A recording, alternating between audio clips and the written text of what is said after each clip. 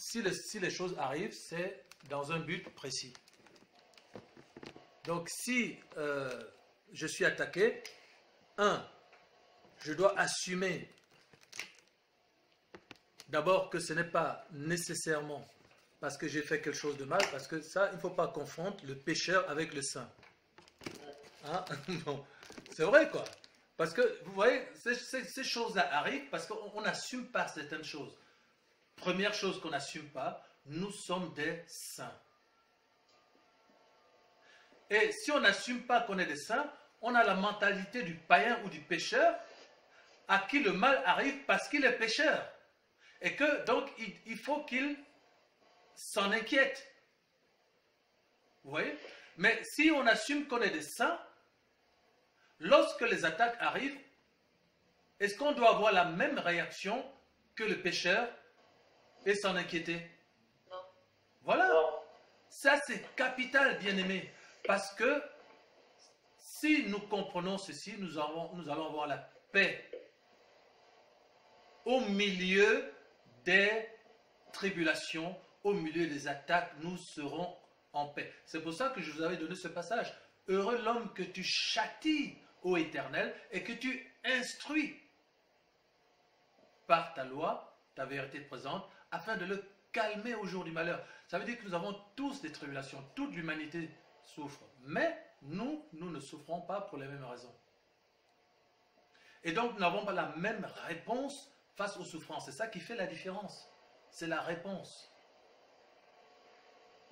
Et ils paniquent, nous ne paniquons pas. Ils sont inquiets, nous ne sommes pas inquiets parce que nous sommes des saints et que nous réagissons comme Job. C'est-à-dire que nous savons que c'est l'Éternel qui a permis ces choses et qu'il y a une guerre entre Satan et lui pour l'adoration, pour savoir qui va attirer l'humanité. Qui va être aimé des hommes? Satan ou Yahushua? Donc nous devons avoir conscience de cette guerre et en quelque sorte, entre guillemets, aider le Seigneur, hein, entre guillemets. Parce que le Seigneur, lui, il nous aide, quoi. C'est-à-dire que dans cette guerre de l'amour, hein, entre Satan et lui, le Seigneur compte sur nous pour avoir la réponse appropriée qui va humilier Satan. Le Seigneur dit, va, tu vas voir qu'ils ne me rejetteront pas parce que j'ai infligé une maladie, ou parce que je lui ai retiré son boulot, ou parce que je lui ai retiré son homme, ou sa femme, ou ses enfants. C'est pour ça que Satan a échoué, il a été humilié, parce qu'il avait fait le même pari avec Abraham.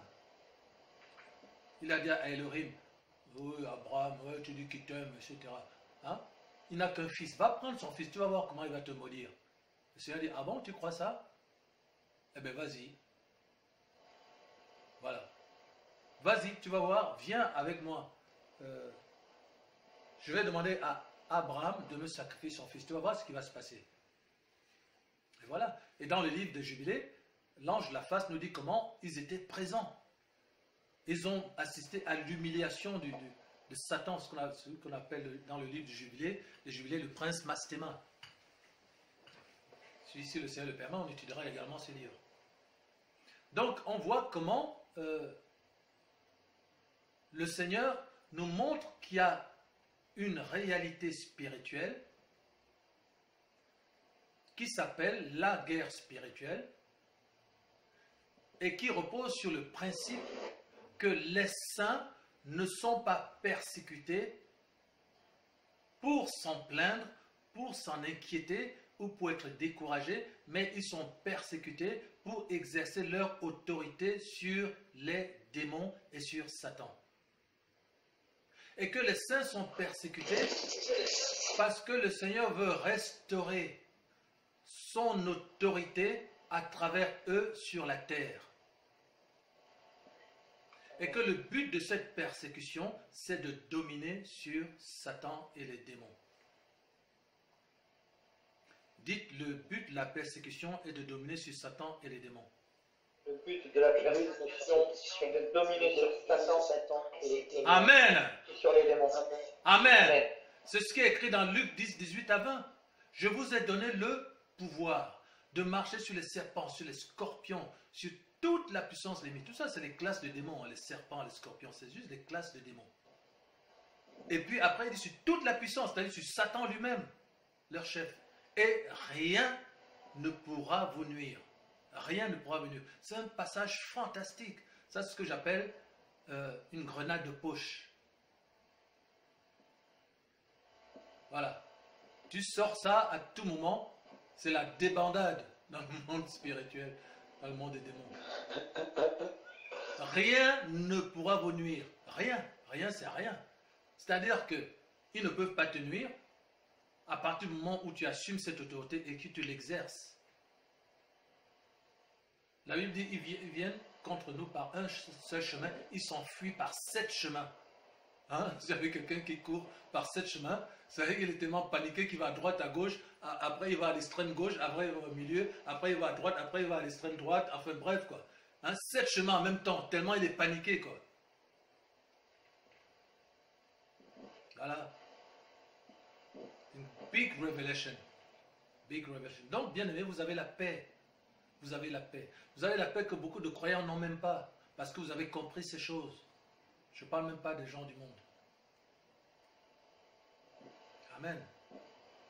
Le pauvre Job, à un moment donné, il a craqué à cause de ses copains.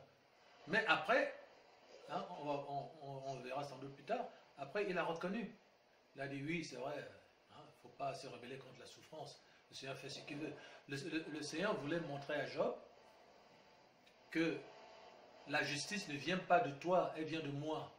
Ce n'est pas à cause de ce que tu fais, parce que tu dis que tu n'as jamais regardé une vierge, que tu es droit, etc. Ce n'est pas ça. Ce n'est pas ce que tu fais, c'est ce que moi je fais. Donc ce n'est pas la grâce, ce n'est pas par les œuvres.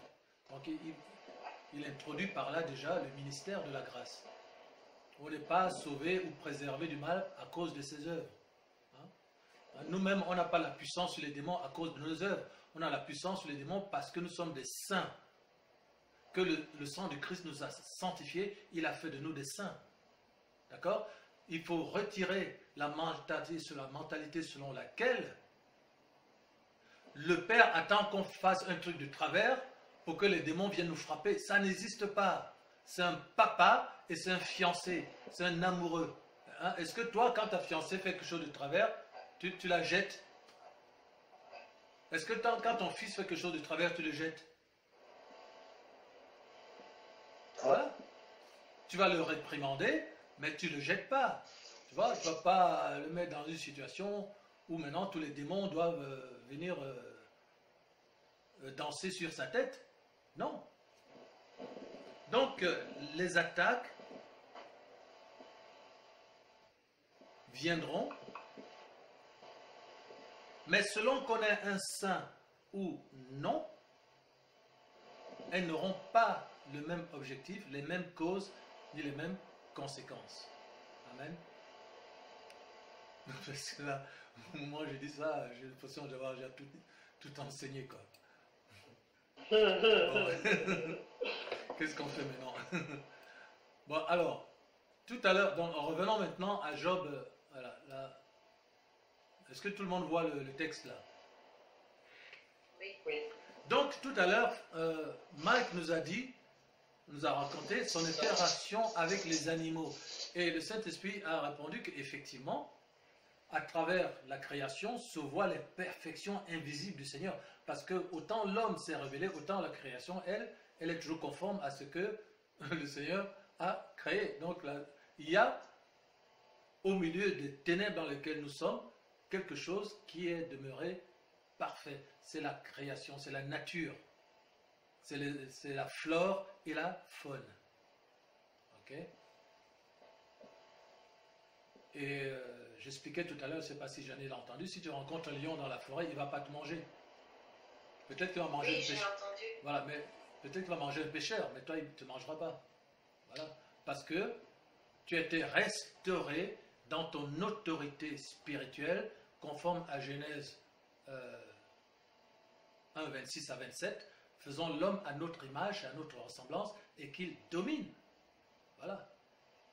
Ça, c'est une expérience qui pourrait être intéressante. Je ne dis pas d'aller dans la savane, en Afrique, et foncer sur les lions, mais en tout état de cause, si ça t'arrivait, tu n'aurais rien à craindre. Il faudrait comme Mike, tu parles en langue, ou non, ou tu lui parles, même en français, il va comprendre, parce que au-delà de la langue, il y a l'autorité qui est en toi, l'autorité divine. Donc, ici, on va voir un exemple d'interaction avec la nature. Comment la création est administrée par le Seigneur. Donc ici, c'est la suite, hein, parce que on sait que on a lu tout à l'heure comment Job a été attaqué avec des ulcères malins, et il s'est rébellé en quelque sorte par cette souffrance, parce que bon, c'était pas la première fois en plus, donc il a fini par craquer. Il a commencé à dire, mais qu'est-ce que j'ai fait de mal, etc., etc. Bon. Et donc ici, on lui répond. Mais à travers cette réponse, vous allez voir comment le Seigneur montre qu'il est au contrôle de toutes choses et qu'il est au contrôle de la création. Donc, je vais lire le chapitre 38 et Franck va lire le 39. L'Éternel répondit à Job du milieu de la tempête et dit, qui est celui qui obscurcit mes desseins par des discours sans intelligence? Saint terrain comme un vaillant homme, je t'interrogerai et tu m'instruiras. Hein? Où étais-tu quand je fondais la terre? Dis-le si tu as l'intelligence. Qui en a fixé les dimensions? Le sais-tu? Et c'est ça que nous allons apprendre, bien aimé, dans l'étude du livre de Job. Parce que le livre de Job, c'est un livre qui est très important. Il doit être enseigné dans toutes les églises. Ce n'est pas ce livre-là qui va t'enseigner le salut, comme je vous l'ai déjà dit, mais c'est un livre qui te montre ce qui va se passer à la suite de l'enlèvement. Il te raconte... Vous parlez de livre d'Enoch ou le livre de Job? Le livre d'Enoch, pardon. Le livre d'Enoch, merci. Qui te raconte ce qui va se passer après l'enlèvement. Il te raconte également ce qui s'est passé avant, avec la création, avec le fonctionnement des anges, etc. Donc c'est un livre qui est très important. Il nous montre aussi comment nous allons juger les anges, comment nous allons juger aussi nos ennemis. On n'entend plus.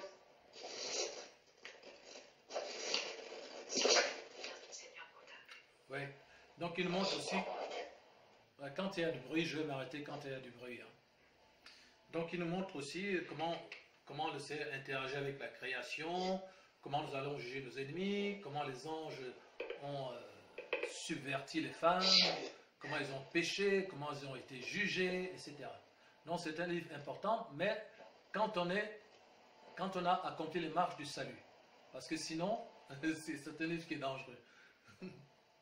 Ok? Parce que quand tu lis le livre d'Enoch et que tu n'es pas sauvé, c'est un livre qui est difficile. Hein? Voilà. Donc ici, c'est un peu dans le livre d'Enoch. Allô, on m'entend?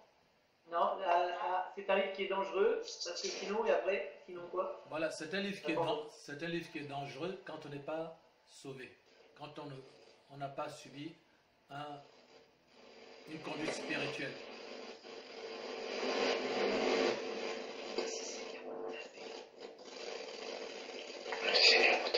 On va attendre.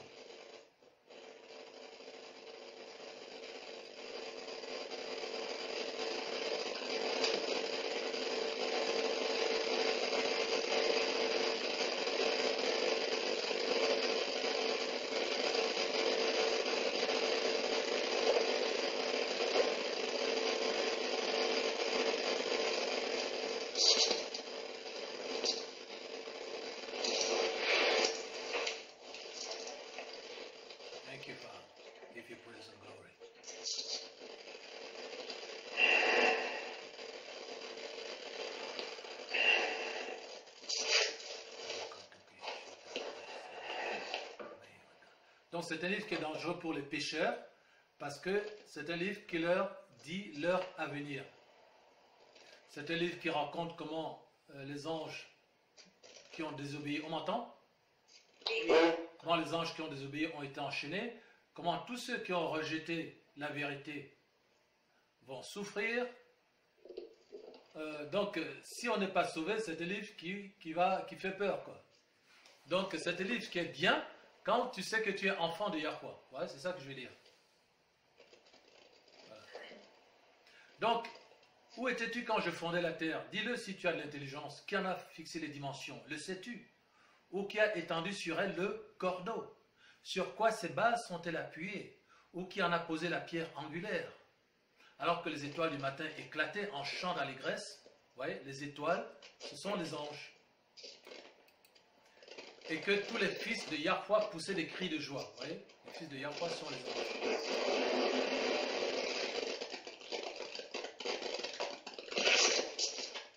Quand il y a du bruit, je m'arrête, hein, de toute façon. Ok.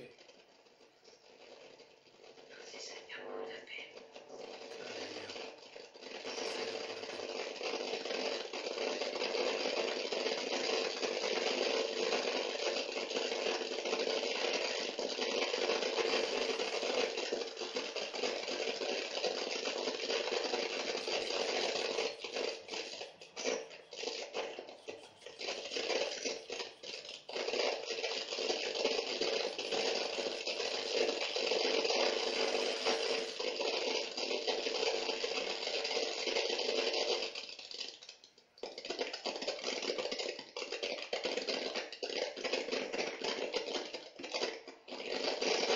Bon, est-ce que vous pouvez...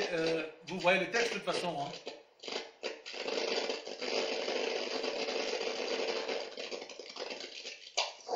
Allô? Ok.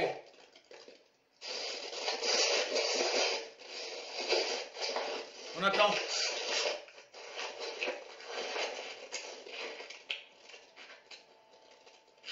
Merci, papa. Continue ton travail.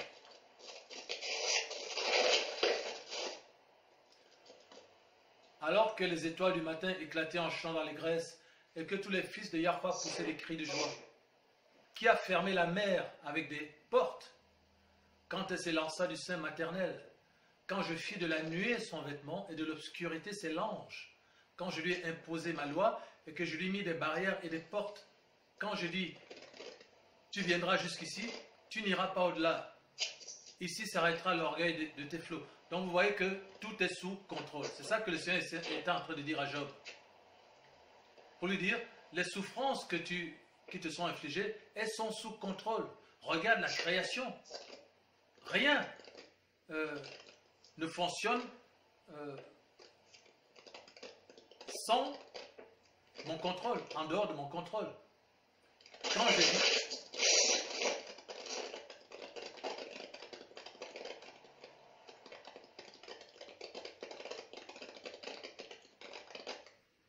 Depuis que tu existes, as-tu commandé au matin? As-tu montré sa place à l'aurore? Pour qu'elle saisisse les extrémités de la terre et que les méchants en soient secoués?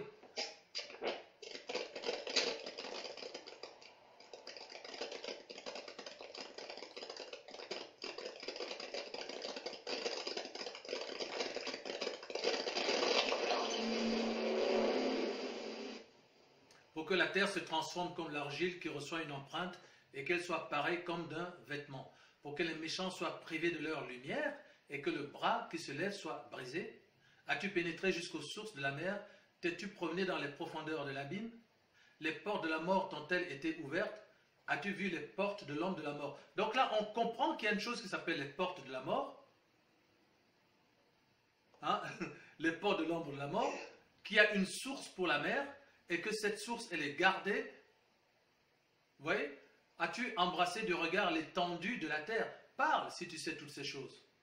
Où est le chemin qui conduit ce jour de la lumière? Et les ténèbres, où ont-elles leur demeure? Donc vous voyez, là on comprend que rien n'est fait par hasard sur la terre. Les scientifiques essaient toujours de nous expliquer que oui, c'est la nature, par elle-même, les choses se font de manière naturelle, comme une génération spontanée. Mais quand on lit ce livre de Job, quand on va lire le livre d'Enoch, quand on va l'étudier, on va se rendre compte que non, il n'est rien qui ne soit sous contrôle, qui ne soit mesuré avec une extrême précision. Et les ténèbres, où ont-elles leur demeure? Peux-tu les saisir à leur limite et connaître les sentiers de leur habitation? Ce qui fait que, bien aimé, ça augmente notre surface de contact avec le Seigneur. Et c'est ce que vous expérimentez déjà. quand Janie disait, il pleut, je regarde le ciel, et tout à coup, je vois un soleil. Hein. Mike a fait le même genre de témoignage, ainsi que Franck. Vous voyez? Quand nous prenons conscience de ces choses, nous augmentons notre surface de contact avec notre Père. Peux-tu les saisir à leur limite et connaître les sentiers de leur habitation? Tu le sais, car alors tu étais né, et le nombre de tes jours est grand. Es-tu parvenu jusqu'aux amas de neige? As-tu vu les dépôts de grêle? Ah bon? Donc la grêle est stockée quelque part, quoi. As-tu vu les dépôts de grêle que je tiens en réserve pour les temps de détresse, pour les jours de guerre et de bataille? Par quel chemin la lumière se divise-t-elle? Ah, la fameuse division de la lumière, sur laquelle les scientifiques se sont brisés les dents pendant les siècles des siècles. Vous êtes au courant? La division de la lumière. C'est un grand thème scientifique. Ah ben c'est dans la Bible. Hein. Voilà. Donc le plus grand scientifique, c'est bien le Seigneur. C'est pas les hommes. Et le vent d'Orient se répand-il sur la terre? Par quel chemin? Qui a ouvert un passage à la pluie et tracé la route de l'éclair et du tonnerre pour que la pluie tombe sur une terre sans habitants, sur un désert où il n'y a point d'homme? Pour qu'elle abreuve des lieux solitaires et arides et qu'elle fasse germer et sortir l'herbe? La pluie a-t-elle un père qui fait naître les gouttes de la rosée? Du sein de qui sort la glace et qui enfante le frimas du ciel, pour que les eaux se cachent comme une pierre et que la surface de l'abîme soit enchaînée? Noues-tu les liens des Pléiades ou détaches-tu les cordons de l'Orion? Fais-tu paraître en leur temps les signes du zodiaque? Ah bon? Moi, je crois que c'était satanique ça, les signes du zodiaque et tout ça. Ah ben non, apparemment pas. Hein. Vous voyez? Donc Satan a volé les choses du Seigneur pour se les approprier, pour que nous, on s'en détourne. Hein? On avait déjà vu ça lorsque nous avons regardé la révélation lors de l'événement astronomique qui a montré la naissance de l'Église qui sort du ventre de la Vierge, qui représente les Juifs. Donc ici, nous abordons une étude qui va nous aider à récupérer ce qui nous appartient. Où on nous a toujours fait croire que lorsque on parle du Seigneur, c'est ouvrez votre Bible, commencez à chanter, ou prenez tel verset. Mais le Seigneur est autour de nous, dans la nature. Mais personne n'enseigne ça. Voilà. Donc le Seigneur, ce n'est pas uniquement quand j'ouvre ma Bible ou que je prie. Quand je vais dans la forêt, je suis entouré de mon Père, quoi. Hein, je peux parler aux oiseaux, je parle à mon Père. Je suis en contact avec mon Père quand je nourris les oiseaux, quand je leur parle. Vous voyez? Là, je ne suis pas en train d'ouvrir ma Bible où je n'ai pas les genoux par terre en train de dire que je prie. Mais quand je suis en contact avec les oiseaux, que je leur parle, que je leur donne à manger, mais je prie aussi. C'est aussi une forme d'adoration. Oh, gloire à toi, Père. La religion nous a tués. La religion nous tue. Dieu merci. Merci Yahweh, tu nous en as délivrés. Amen. Noues-tu les liens des Pléiades ou détaches-tu les cordages de l'Orion? Fais-tu paraître en leur temps les signes de zodiaque et conduis-tu la grande ours avec ses petits? Connais-tu les lois du ciel? C'est ça qu'on va voir dans les livres d'Enoch. Règles-tu son pouvoir sur la terre? Élèves-tu la voix jusqu'aux nuées pour appeler à toi des torrents d'eau? Lances-tu les éclairs? Partent-ils? Te disent-ils, nous voici? Et voilà, donc c'est comme ça que ça se passe. Les éclairs que vous voyez briser le ciel. Qui a mis la sagesse dans le cœur ou qui a donné l'intelligence à l'esprit? Qui peut avec sagesse compter les nuages et verser les outres des cieux pour que la poussière se mette à ruisseler et que les mottes de terre se collent ensemble? Waouh! C'est énorme. C'est énorme. Chasses-tu la proie pour la lionne? Ah bon? Donc, on croyait que quand on regarde les documentaires animaliers, c'est la lionne qui se débrouille pour essayer de trouver à manger. Mais non. Mais non, parce que la lionne, elle n'a pas de libre arbitre. Les animaux fonctionnent par leur instinct. C'est l'instinct qui leur est dicté par le Créateur. Même si les gens essayent de personnifier les animaux en disant ils sont intelligents, ils font ce qu'ils veulent, ils ont un choix, ils ont une conscience, etc. Ouais. Parfois on dit que l'homme lui-même est un animal d'ailleurs. Hein. Voilà. L'homme descend du singe. Et le singe descend d'où? De l'arbre. Voilà. Ouais. Voilà. Très bien, mon évêque. Chasses-tu la proie pour la lionne et apaises-tu la faim des lionceaux quand ils sont couchés dans leur tanière, quand ils sont en embuscade dans leur repère? Qui prépare au corbeau sa pâture quand ses petits crient vers qui? Vers Yahweh. Ah, c'est énorme. C'est énorme. Regardez le verset 41, quoi. Hein? Qui savait que le petit du corbeau, quand il crie vers Yahweh? Hein? Voilà. Mais les documentaires animaliers, ils ne te disent pas ça. Ils crient pour que leur maman aille leur chercher à manger et qu'elle s'envole à tire d'aile et qu'elle aille trouver des vers pour ses petits qui ouvrent un large bec pour recevoir la pitance maternelle. Voilà. On ne te dit pas, c'est grâce au Créateur que les animaux sont nourris sur la terre. Hein? Les petits du corbeau crient vers Yahweh, bien-aimé. Donc c'est lui qui les nourrit, c'est lui qui prépare leur pâture. Il dit à leur maman, va suis le vent du nord, parce que là-bas tu vas trouver la pâture sur tel arbre, quoi, ou dans tel endroit. Et tu vas leur apporter, parce que tes petits sont en train de crier vers moi.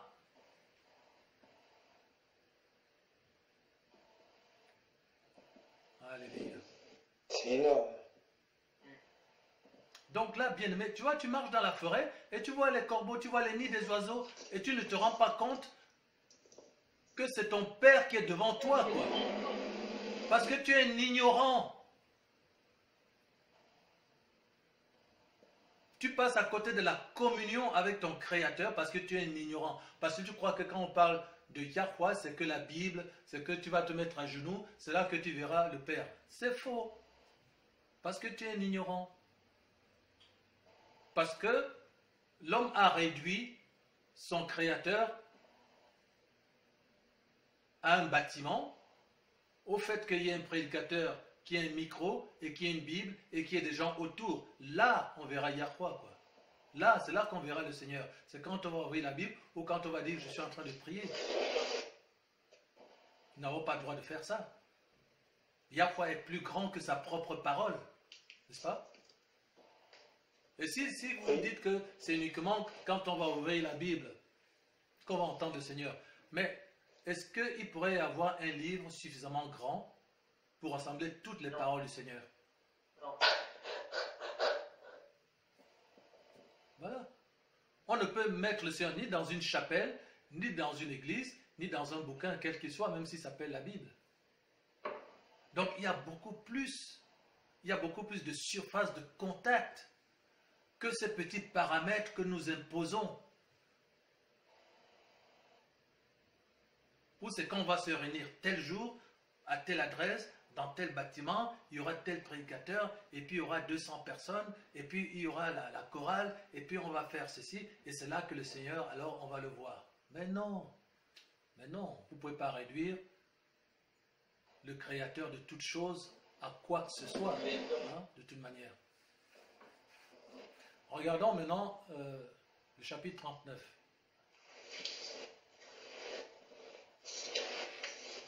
Vas-y,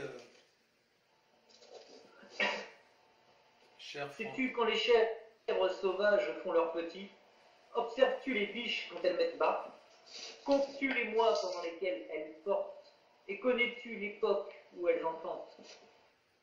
Elles se courbent, laissent échapper leur progéniture et sont délivrées de leur douleur. Donc, si j'ai bien compris, si toi tu vas dans une ferme, hein, et que tu vois des chèvres mettre bas, tu seras le seul à voir Yahweh. Il y aura un vétérinaire, il y aura le fermier, ils seront là, nous on est juste en train d'aider une chèvre à mettre bas. Mais toi, en regardant cette scène, tu seras en train de louer le Père à travers la perfection de sa création. Est-ce que tu te rends compte? Et tu diras, regardez-moi ces ignorants et ces aveugles qui voient simplement une chèvre qui est en train de mettre bas. Mais moi, je suis en train d'honorer mon Seigneur et je suis en train de lui rendre gloire parce que je vois sa gloire, quoi. Quand tu vois une chèvre qui met bas, tu vois sa gloire. Et on parle même de chèvres sauvages. Hein. On te parle des biches. Donc, il faut regarder les documentaires animaliers, bien aimés. Moi, j'aime beaucoup les documentaires animaliers. Je ne suis pas le seul, d'ailleurs. Mais beaucoup de gens, même les païens, aiment les documentaires animaliers. Mais est-ce qu'ils savent pourquoi? Non. Ils ne savent pas pourquoi, mais ils les aiment en réalité parce qu'ils sont en contact avec leur Créateur. Cette espèce de paix qu'ils ont là, en fait, c'est parce qu'ils sont en train de contempler l'œuvre du Créateur. Mais ils ne le savent pas, ni ne le veulent pas. Si on leur dirait, ils disaient, mais non, mais arrête, c'est juste des animaux dans la savane. Hein, c'est sympa, ben, c'est tout, voilà. On ne croit pas en Dieu, hein, etc. Continuons au verset 4. Leurs petits prennent de la vigueur et grandissent en plein air. Ils s'éloignent et ne reviennent plus auprès d'elle. Qui met en liberté l'âne sauvage et l'affranchit de tout lien.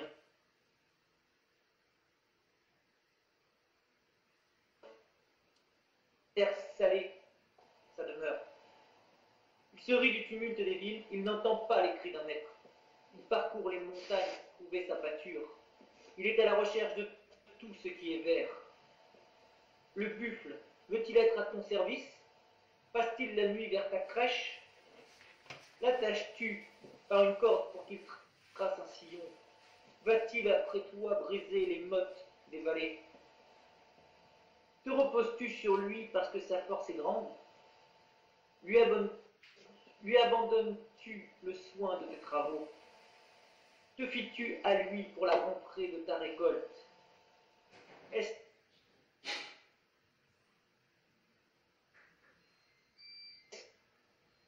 l'autruche se déploie joyeuse, on dirait l'aile, le plumage de la cigogne. Mais l'autruche abandonne ses œufs à la terre et les fait chauffer sur la poussière. Elle oublie que le pied peut les écraser, qu'une bête des champs peut les fouler. Elle est dure envers ses petits, comme s'ils n'étaient point à elle.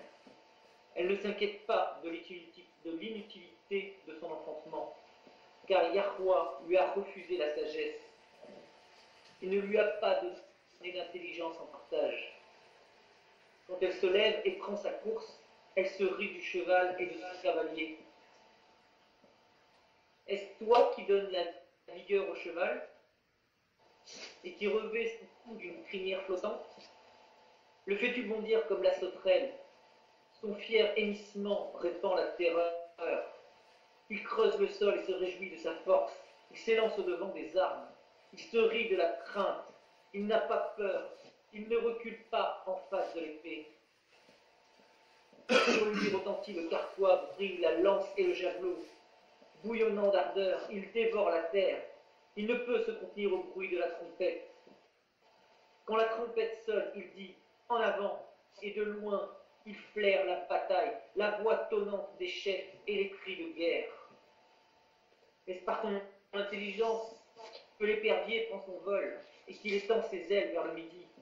Est-ce par ton ordre que l'aigle s'élève et qu'il place son nid sur les hauteurs? C'est dans les rochers qu'il a sa demeure, sur la cime des rochers, sur le sommet des monts. De là, il épie sa proie, il plonge au loin les regards. Ses petits boivent le sang, et là où sont des cadavres, l'aigle se trouve. Amen. Applaudissons cette belle lecture de notre frère.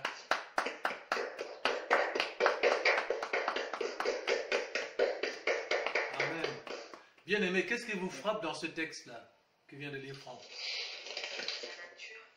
Hein? Le travail de notre Père qui fait dans la nature que nous ne voyons pas avec nos yeux, Amen. avec notre intelligence Amen.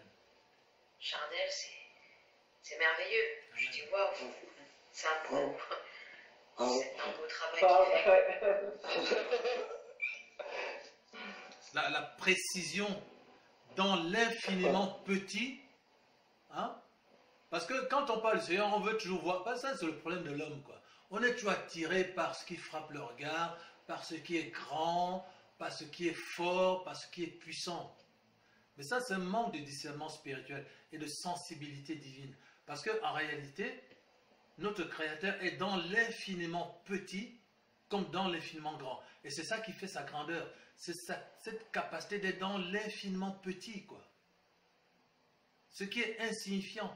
D'ailleurs, même nous-mêmes, c'est ce qu'il nous dit. Il dit, regardez frères, que parmi vous qui avez été appelés, il n'y a ni beaucoup de sages selon la chair, ni beaucoup de puissants, ni beaucoup de nobles.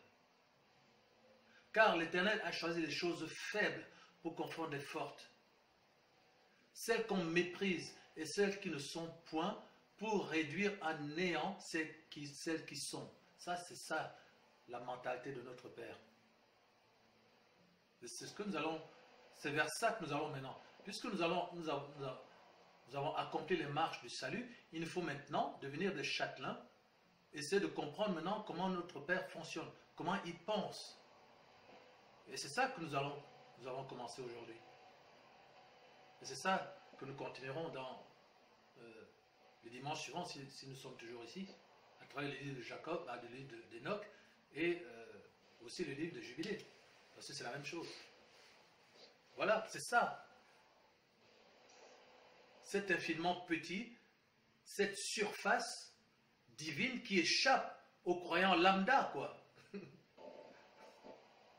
Parfois, je rencontre des musulmans, hein, parce qu'il y en a beaucoup ici à Créteil, et que ce soit les femmes ou les garçons, ils sont très souvent en train de fumer, quoi. Je dis, mais toi, tu es croyant, non? Il me dit, oui, je suis musulman. Je dis, mais tu adores ton Dieu avec ton corps, non? Tu fais la prière 5 fois par jour. Mais là, quand tu fumes, tu ne détruis pas le corps avec lequel tu adores ton Dieu? Waouh!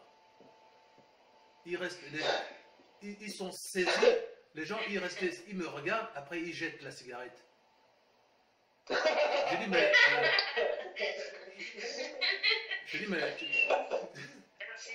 Je dis, tu as oublié d'éteindre la cigarette, là. Elle dit, ah oui, oui, excuse-moi. Il écrase la cigarette qu'il a jetée par terre. Double peine, quoi. Va au moins éteindre la cigarette que tu as jetée, quoi. Déjà, tu as jeté la cigarette, c'est bien, mais va l'éteindre parce que ça continue à fumer. Et puis, c'est la pollution, de toute manière. Regardez-moi les gens qui croient en Yahweh, hein, ils polluent leur propre corps, ils polluent les gens qui sont autour d'eux. Vous ne connaissez pas celui que vous invoquez? Tu détruis le corps de celui que tu es censé invoquer, avec lequel tu es censé adorer, quoi. Parce que les gens ne se rendent pas compte, ils n'ont aucune idée de ce que c'est que le Créateur. Et c'est comme ça qu'ils détruisent la nature, c'est pareil. Je vous dis bien aimé, si vous allez dans la nature, ne jetez pas des choses qui ne peuvent pas se recycler. Ne jetez pas du papier par terre. La Bible parle, le Seigneur parle de ceux qui détruisent la terre. Parce que là, quand tu jettes ton papier là sur l'herbe, ou je sais pas, on a vu par exemple à la télévision dernièrement, hein, je crois que je ne sais plus dans quelle ville, où la Marne, hein, a débordé. Ah oui, Hein, et elle a charrié une pollution humaine, mais c'était la honte, quoi. La honte, tout ce que les gens jetaient dans la Marne. Vous avez vu ça? La honte. Et moi, j'attendais qu'une seule chose, c'est que le maire reconnaisse l'incivilité des gens. Et à un moment donné, il a dit, oui, ça vient aussi du comportement honteux des gens, mais il n'y aura pas de conséquences négatives avec cette pollution, etc. Mais déjà, pourquoi vous polluez déjà? Mais il y avait toutes sortes de trucs. Il y a des vélos, il y a des trucs en plastique. C'est ça l'homme.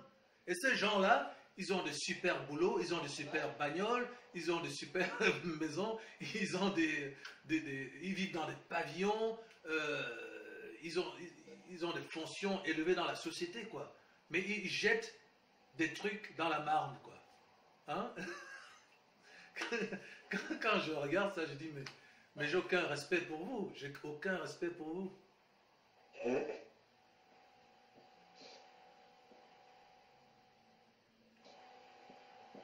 Et quand vous détruisez la terre, vous vous détruisez vous-même, en fait. C'est ce qui est dans le roman que j'ai écrit, là, le syndrome de Babel. Je raconte tout ça dans le roman. Si tu ne respectes pas la terre, tu ne te respectes pas. Quand tu détruis pas la terre, quand tu détruis la terre, tu te détruis toi-même parce que tu dépends de la terre. Voilà.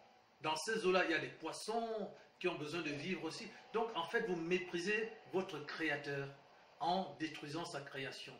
En méprisant sa création, c'est lui-même que vous méprisez. Pourquoi? Parce que vous n'avez pas été enseigné. Et les croyants, ils sont les premiers à faire ça.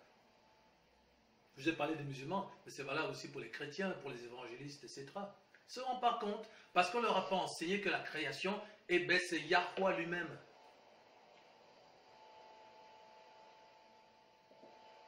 Il ne voit pas que quand il marche dans la forêt, il est en contact avec son père, quoi. Quand il voit un oiseau s'envoler, c'est la gloire du père. C'est énorme. C'est énorme.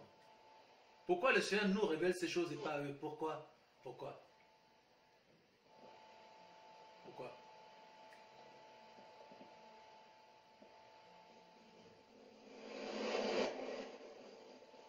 Regardez le verset 40. L'Éternel s'adressant à Job dit, celui qui dispute contre le Tout-Puissant est-il convaincu? Celui qui conteste avec Yahweh a-t-il une réplique à faire? Job répondait à l'Éternel et dit, voici, je suis trop peu de choses. Hein? Que te répliquerai-je? Je mets la main sur ma bouche, quoi. Voilà, tais-toi, quoi. Tais-toi, arrête de te plaindre, gna gna gna gna gna gna. Ah, tu vois, comment ça peut m'arriver, ça? Ah, gna gna gna gna gna gna. Voilà, tu es apôtre, tu tousses, tais-toi. Voilà. Arrête de dire, mais Seigneur, pourquoi ça arrive à moi, monsieur apôtre? Tais-toi. J'ai parlé une fois, je ne répondrai plus. 2 fois, je n'ajouterai rien. Voilà. L'Éternel répondit à Job du milieu de la tempête, hein, au milieu de ses épreuves. Et dit, saint terrain comme un vaillant homme, je t'interrogerai et tu m'instruiras. Hein, puisque tu me poses des questions, pourquoi ici, pourquoi cela? Pourquoi ça m'arrive? Hein, voilà. Anéantiras-tu jusqu'à ma justice? Me condamneras-tu pour te donner droit? As-tu un bras comme celui de Yahweh, une voix tonnante comme la sienne? Orne-toi de magnificence et de grandeur, revêt-toi de splendeur et de gloire, répands les flots de ta colère, et d'un regard abaisse les hautains, d'un regard humilie les hautains, écrase sur place les méchants, cache-les tous ensemble dans la poussière, enferme leur front dans les ténèbres. Alors je te rends hommage, alors je rends hommage à la puissance de ta droite. Voici l'hippopotame. Hein? Je vais donner un autre exemple. À qui j'ai donné la vie comme à toi, il mange de l'herbe comme le bœuf. Le voici, sa force est dans ses reins et sa vigueur dans les muscles de son ventre. Il plie sa queue aussi ferme qu'un cèdre. Les nerfs de ses cuisses sont entrelacés, ses os sont des tubes d'airain, ses membres comme des barres de fer. Il est la première des œuvres de Yahweh, celui qui l'a fait l'a pourvu d'un glaive. Il trouve sa pâture dans les montagnes où se jouent toutes les bêtes des champs. Il se couche sous les lotus, au milieu des roseaux et des marécages. Les lotus le couvrent de leur ombre, les saules du torrent l'environnent. Que le fleuve vienne à déborder, il ne s'enfuit pas. Que le Jourdain se précipite dans sa gueule, il reste calme. Est-ce à force ouverte qu'on pourra le saisir? Est-ce au moyen des filets qu'on lui percera le nez? Hein? Prendras-tu le crocodile à l'hameçon? Saisiras-tu sa langue avec une corde? Mettras-tu un jonc dans ses narines? Lui perceras-tu la mâchoire avec un crochet? Te pressera-t-il de supplications? Te parlera-t-il d'une voix douce? Fera-t-il une alliance avec toi pour devenir à toujours ton esclave? Sûrement pas. Joueras-tu avec lui comme un oiseau? Comme avec un oiseau? L'attacheras-tu pour amuser tes jeunes filles? Les pêcheurs en trafiquent-ils? Le partagent-ils entre les marchands? Couvriras-tu sa peau d'art et sa tête de harpon? Dresse ta main contre lui et tu ne t'aviseras plus de l'attaquer. Voilà, etc., etc. Donc le Seigneur ici t'enseigne ce que tu ne sais pas et qui est pourtant devant tes yeux. Le Seigneur t'enseigne l'évidence, quoi, hein, qui est aveugle comme l'homme de Yahweh, hein, qui est sourd et aveugle comme l'ami de l'Éternel.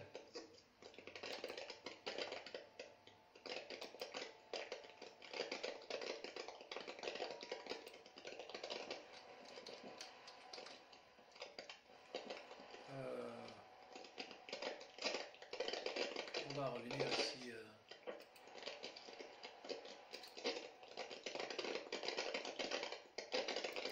Allô? Ouais, c'est bon là. J'attends que le bruit cesse. Ouais.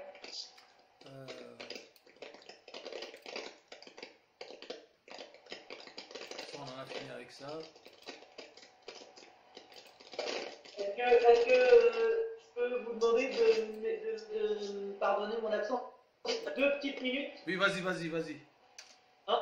Merci. Vas-y, si vous voulez faire une pause, allez-y. On fait une pause de 2 minutes pour tout le monde.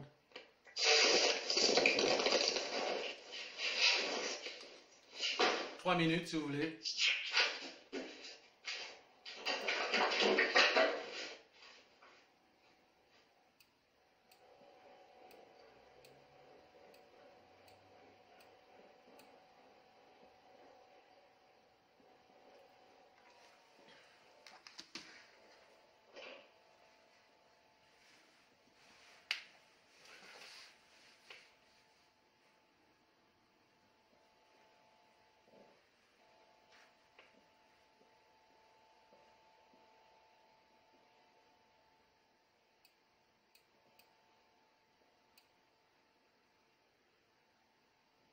Retour à 51.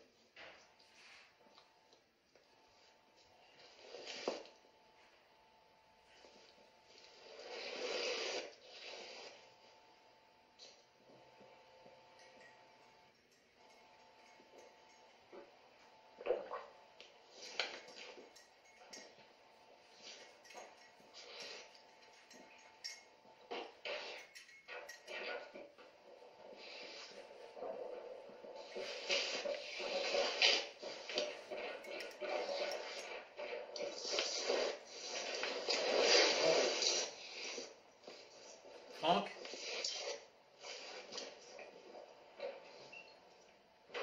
Tout le monde est là?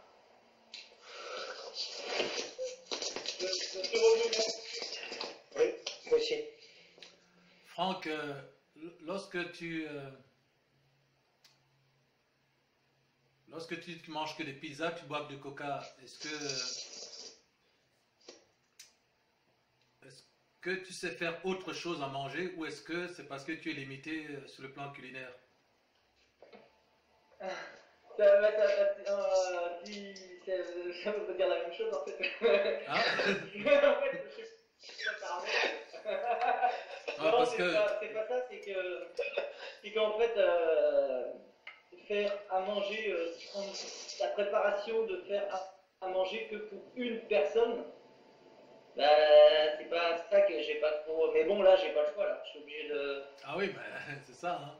Maintenant Là, que j'ai pas le choix. maintenant que tu es en formation, Euh, là tu as la caserne maintenant. Hein. Oui, et puis, si je mange pas correctement, du coup, j'ai des douleurs assez fortes au ventre. Ah ouais, c'est clair. Donc, C'est clair. du coup, j'ai pas le choix, il faut que je. C'est pour ça que je posais la question. Parce que soit Jani ou moi, on peut te proposer des recettes simples à faire. Hein. Ah bah oui, bah, si vous voulez, oui, je veux bien. Ah, voilà. Je veux bien. Voilà. Oui, merci. Donc je pense que Janice serait très heureuse de le faire. Oui, Hein, c'est bien pas- sûr. Ah bah oui, merci. Je pense que Avec même si plaisir. je suis sûr que si elle pouvait, tu les enverrais par la poste. Hein. Ah, Connaissant son Ouais, cœur, connaissant son bon Je cœur. voulais Hein. rajouter quelque chose. Franck, tu sais, quand tu vas cuisiner, même si c'est que pour toi, sache que déjà des économies, bah, même si tu en fais 3 ou 4 personnes, tu pourras le mettre au frigo ou le congeler et le réchauffer. Tu vois? Oui, T'es pas obligé de cuisiner une fois, enfin, et c'est pareil, il y a 2 des fois choses par que je semaine. fais. Il y a des choses que je fais plus aussi, Jérémy, parce que le Seigneur ne m'a pas réautorisé à acheter un micro-ondes. Donc, j'ai toujours pas de micro-ondes. Moi, j'étais quelqu'un qui faisait tout au micro-ondes, tout. Et quand j'ai emménagé ici, même, je crois que c'est une semaine après, il a grillé. Et quand j'ai voulu acheter un micro-ondes, le Seigneur m'a dit non. Et jamais là, encore tu vois, l'autre jour, je suis passé devant et il m'a dit non, quoi. C'était non. Voilà, donc il faut vraiment que je passe, comme tu dis, à faire de la cuisine et après je mette au frigo, même si ça dure 2 jours ou 3 jours. Non, mais tu peux aussi les mettre au congèle. Je veux dire, même si tu n'as pas de micro-ondes, tu peux les sortir, par exemple, pour ton repas du soir, tu vas les sortir vers 14 heures. Tu les laisses à côté de ton évier, tu vois, dans un récipient. Et quand tu vas le réchauffer, bah, tu le mettras dans une casserole avec un tout petit peu d'eau, histoire D'accord. de ne pas utiliser le micro-ondes. Tu peux aussi utiliser la casserole. Parce que c'est ce que faisaient nos ancêtres, hein, qu'ils avaient pas. Ok. En tout cas, vous m'avez permis d'acheter un super matos, hein, parce que j'ai un cookéo, j'ai un mini four, hein, et j'ai un frigo avec un bac en bas pour le congélateur. Donc c'est un frigo congélateur. Et donc en fait la cuisine pour moi elle est extrêmement rapide, hein, parce que le cookéo il te fait tout en 10 minutes quoi. Ah ouais. Ah oui, le cookéo il te fait tout en 10 Ouais, minutes. Bon, c'est vrai que c'est un investissement un peu élevé, même un mini-four. Là, j'ai un mini-four Brandt. C'est vrai que c'est un investissement un peu plus élevé, je le reconnais. Mais je suis vraiment, vous m'avez rendu par le Seigneur l'homme le plus heureux du monde parce que maintenant j'ai une cuisine facile, propre surtout, parce qu'avant j'ai l'huile qui éclaboussait les murs, donc elle est propre, elle est rapide. Je sais pas, mettons que je fasse des saucisses au poulet, je les mets sur le grill, en 3 minutes, c'est prêt quoi. Le riz, par exemple, je prends du riz en sachet, cuiseur là, Oui. voilà, je le mets dans le cookéo, c'est-à-dire que le cookéo me dit, déposer, bon, tu sélectionnes, tu as plusieurs ingrédients, tu sélectionnes, j'arrive à riz blanc, il dit, recouvrez le produit d'eau. Donc je prends le riz en sachet cuiseur, donc un truc facile, sachet cuiseur, hein. Je le mets dans le cookéo, je mets 2 verres d'eau, je prends environ 400 grammes de riz, donc 2 sachets, je mets 2 verres d'eau, au bout de 5 minutes c'est prêt quoi. Oui. Mon riz il est prêt, si j'ai des saucisses au poulet elles sont prêtes, donc à moins de 10 minutes j'ai un repas qui est prêt, je peux faire des légumes aussi. Donc ça va extrêmement vite. Donc ce qui fait que tu peux manger une nourriture saine. Donc moi je fais toujours les légumes. Il faut toujours mettre des légumes. Si tu fais, il faut que tu aies une alimentation équilibrée en somme. Donc, je pense que vous savez. Oui, c'est ça. Vous savez tout ce qu'il faut pour une alimentation équilibrée. Et c'est vrai que avec le matériel que j'ai, c'est vraiment une vraie bénédiction. Donc c'est bien que le micro-ondes, pour moi, c'est pas l'idéal parce que ça fait pas tout. Ça cuisine pas vraiment. En général, c'est plus pour réchauffer les plats déjà faits, tandis que le mini-four, il cuisine quoi. Oui. Voilà, et le cookéo encore plus. C'est bien que j'ai même plus besoin de casserole à côté pour faire. Là, j'ai bazardé l'ancienne cuisinière que j'avais. Maintenant, je cuisine au cookéo. Je fais tout au cookéo. Je fais des pâtes. Hier, j'ai fait des pâtes en 3 minutes. je fais du riz, je fais des plats, même des plats en sauce. Voilà, c'est... Donc, à la limite, si tu peux faire une cuisine équilibrée, ce serait mieux. Maintenant, si c'est une question si ça demande un investissement, là c'est notre problème. Mais l'idée que Ah non, non, mais je peux l'acheter le CEO. Mais c'est comme le micro, je peux l'acheter, c'est qu'au Seigneur, bah non. C'est pas pareil. Non, mais Que... là tu parles de produits, c'est-à-dire quoi par exemple? Non, non, le micro-ondes, je pouvais l'acheter financièrement. C'est pas Ah d'accord, ok. Le Seigneur, oui, oui, peut-être parce qu'il veut que tu cuisines. Il change ma façon d'être complètement, quoi. Oui, parce que maintenant, ce qu'on veut, c'est que tu cuisines et que tu Oui, manges, oui. tu manges de manière saine, au lieu d'avoir des trucs tout prêts au Je micro-ondes. t'enverrai des recettes. Ouais, voilà. Oui, je veux bien avoir des recettes pour une Je personne. t'enverrai aussi des repas par la poste si tu veux. Voilà. Donc, Je t'enverrai ton adresse. donc vous aurez planifiez-vous un appel téléphonique avec Janie et tu lui prépares des recettes. Ok, ma chérie? Merci. Avec plaisir. Après, Oh, je crois que si Marc n'a rien demandé, c'est que ça va bien, hein, sauf... mais si Marc veut des recettes, ben voilà, Janie peut te donner des recettes. Mais moi aussi, je vais voir ce que je peux faire de mon côté, mais c'est vrai que moi, de mon côté, peut-être que je vais vouloir faire des recettes avec un cocoyo que tu n'as pas. Donc, vois plutôt avec Janie si tu as plutôt... Tu as quoi, un feu, c'est ça? Une sorte de... Moi j'ai une gazinière avec 4 feux, j'ai un four électrique qui fait gris, Ah, mais c'est bon. chauffante, fait tout ça, quoi. Ah, c'est bon, alors. Voilà, ben c'est bon. Je peux faire. Ok, bon, Je peux faire. c'est plutôt une bonne nouvelle. C'est- C'est plutôt une bonne nouvelle. Alors. Ah non, mais je peux faire. Donc je comprends pourquoi le Seigneur. Seigneur... Montré que le micro ne servait à rien, j'avais un four électrique. Donc, Voilà. C'est pour ça que le Seigneur ne veut il pas... m'a dit, mais pourquoi tu vas t'acheter ça alors que bientôt tu t'en vas là. Donc voilà. Donc j'ai pas été plus loin. Non, tu n'as pas besoin de micro-ondes, effectivement. Ok. Donc tu auras les recettes de ma sœur. Si moi je suis inspiré, je t'enverrai des recettes aussi. Oui, d'accord. Ok. Merci d'être les deux. Alors, de rien. regardez Ésaïe 42, 19. On parlait tout à l'heure de tous ces croyants qui ne se rendent pas compte que en fait l'Éternel est partout. Hein, voilà. Parce que les gens disent Dieu ne m'a jamais parlé, mais il est où? Est-ce qu'on l'a déjà vu? Tu dis que Dieu existe et que tu l'as déjà rencontré. Mais l'oxygène même que tu respires, c'est lui. Quand tu fais, c'est lui, c'est son nom que tu viens de prononcer, idiot. C'est fou l'aveuglement des gens. Donc regardez Ésaïe 42, 19.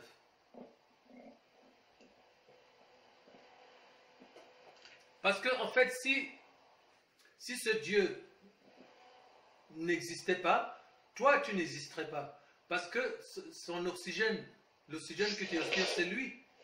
Quand tu inspires, que tu expires, tu prononces son nom.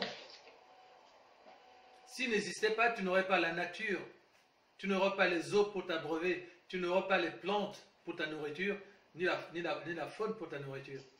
Donc c'est la chose la plus absurde qu'on puisse dire. D'ailleurs, c'est ce qui est écrit dans le proverbe. L'insensé dit, il n'y a pas de elle. Voilà. L'insensé dit, il n'y a pas de elle. Lis-nous Ésaïe 42, 19. Qui est aveugle, sinon mon serviteur, et sourd comme mon messager que j'envoie? Qui est aveugle comme l'ami de Yahweh, aveugle comme le serviteur de l'Éternel? Voilà.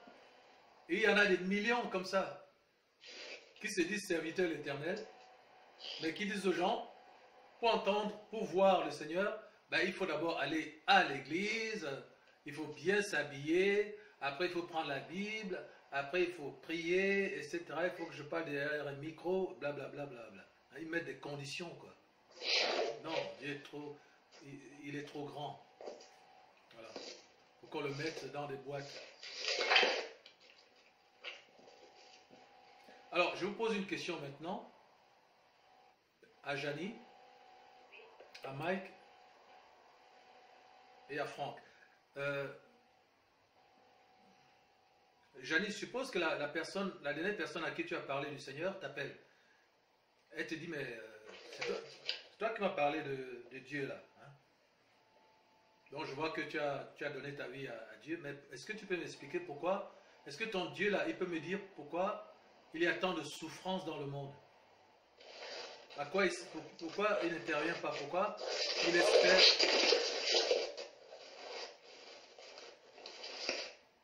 Pourquoi il y a tant de souffrance dans le monde? Qu'est-ce qui fait ton Dieu? Il y a des enfants qui souffrent, il y a des gens innocents qui souffrent. Voilà. Mike, il y a une jeune femme dont tu m'as parlé, qui a un enfant, qui est assez fragile. Elle t'appelle, elle dit, mais j'ai fait un rêve cette nuit, et le matin, je me suis retrouvé avec mon enfant malade. Mais pourquoi il y a la maladie? Pourquoi il y a tant de souffrance? Franck?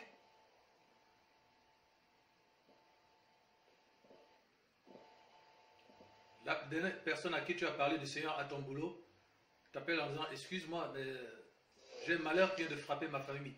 Toi qui crois en Dieu là, est-ce que tu peux me répondre pourquoi une personne innocente comme ça se trouve dans le malheur? Si tu dis que Dieu existe, pourquoi il y a tant de malheur? Commençons par Janie. Je dirais à la personne que c'est dans nos souffrances, c'est dans nos faiblesses que notre Père se glorifie. Et pourquoi tant de souffrances? C'est parce que l'être humain n'a pas... En fait, ils ont le cœur obscurci et endurci. Et ils ne connaissent pas le Seigneur, ils ne connaissent pas Yahweh. Ils n'ont pas l'amour de Yahweh en eux. Oui. Parce qu'ils n'ont pas l'amour. C'est pour ça qu'il y a tant de guerre, de souffrance. Oui. Et même ceux qui connaissent Yahweh, qui se réjouissent parce que c'est dans la douleur, dans la souffrance, dans nos faiblesses que le Père, il se glorifie. Amen. Ok. C'est ce que je dirais à cette personne. Ok. Ouais, c'est une très bonne réponse. Franck, tu veux prendre quoi? Là, moi, quand il dirait que pourquoi le Seigneur les laisse dans la souffrance, c'est en fait qu'il les laisse seuls. Déjà, premièrement, je lui demanderais pourquoi il dit que c'est le Seigneur qui le laisse seul, et pourquoi il ne regarde pas que c'est lui qui s'est détourné du Seigneur. Je te reconnais bien là. S'il ne se détournait pas du Seigneur, vous verrez qu'il est écrit, Isaïe 41:10, ne crains rien, je suis avec toi. De ton aile, je te fortifie. Je te soutiens de ma droite triomphante. Donc, ce que je lui dirais, c'est que si tu n'as pas foi en Yahweh, Yahweh ne peut pas l'entendre. Oui. Ok. Ça, j'entends plus rien en fait.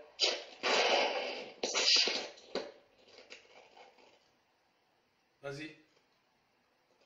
Voilà. Je commencerai par ça. Ok. Merci, c'est tout? C'est bon? Oui. Mike, qu'est-ce que tu répondais à cette jeune femme?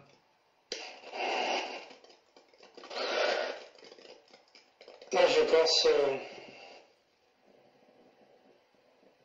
penserais lui dire que s'il y a autant de maladies, c'est parce que nous avons péché. Amen. Voilà, dans les rêves, et que nous avons donné autorité à Satan, qui est le prince de ce monde, mais que nous avons cette espérance, si nous avons la foi par l'amour en Yahweh, nous avons Yahushua en nous, alors nous pouvons tout vaincre, toutes les maladies.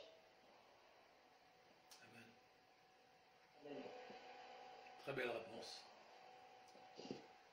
Merci beaucoup pour vos réponses que j'applaudis. Magnifique réponse.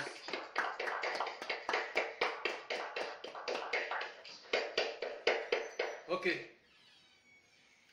Et nous, pourquoi souffrons-nous? Nous, les saints. C'est l'objet de votre PDF. Nous allons en regarder maintenant. Il est écrit dans Proverbe 17:10, une réprimande fait plus d'impression sur l'homme intelligent que 100 coups sur l'insensé.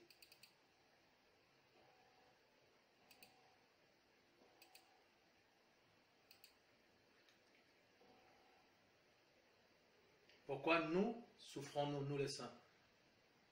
Regardons Exode chapitre 12, versets 1 à 14. Nous avons déjà lu ce passage, mais j'aimerais que vous puissiez l'analyser avec un discernement spirituel, je dirais beaucoup plus précis. De toute façon, c'est l'objet d'une étude que nous allons faire à ce sujet. Exode 12, 1 à 14.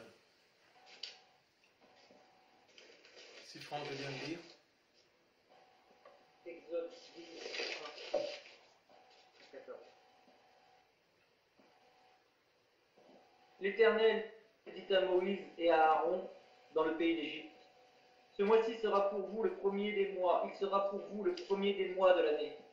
Parlez à toute l'assemblée d'Israël et dites-le.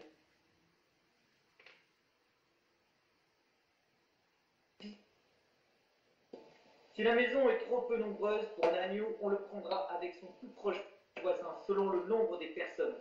Vous compterez pour cet agneau d'après ce que chacun peut manger. Ce sera un agneau sans défaut, mâle, âgé d'1 an. Vous pourrez prendre un agneau ou un chevreau.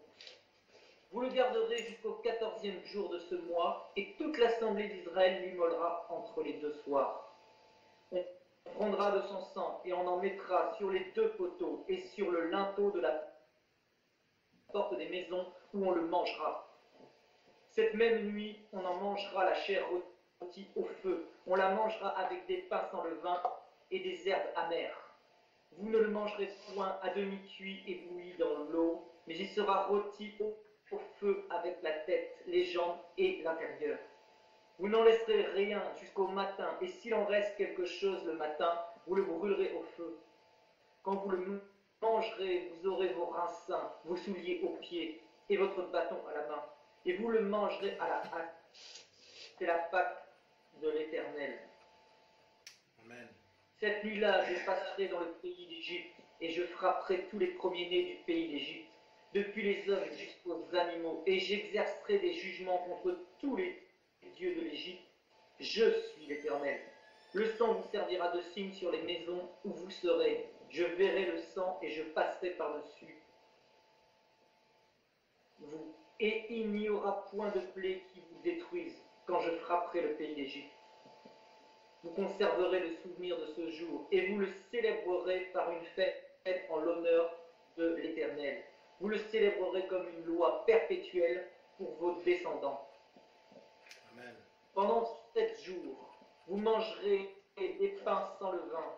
Dès le premier jour, il n'y aura plus de levain dans vos maisons, car toute personne qui mangera du pain levé du premier jour au 7e jour sera retranchée d'Israël. Ok, on peut s'arrêter là.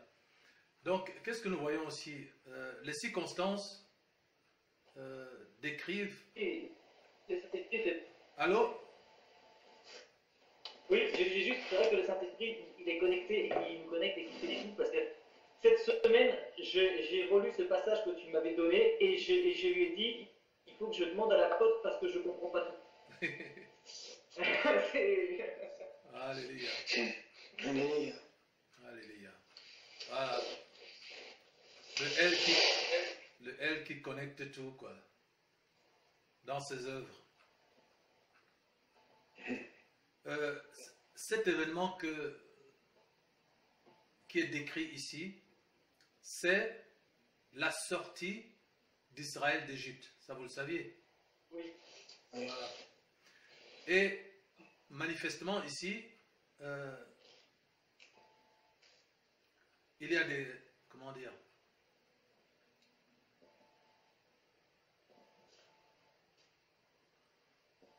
Le Seigneur indique avec une très grande précision dans quelles conditions se fera cette sortie d'Égypte. D'abord, l'Égypte, ça représente quoi? L'esclavage. Voilà. Le monde, l'esclavage, exactement. Mais l'esclavage de quoi, Janie? L'esclavage du monde, de ce qu'on subit dans ce monde. C'est l'esclavage de la chair.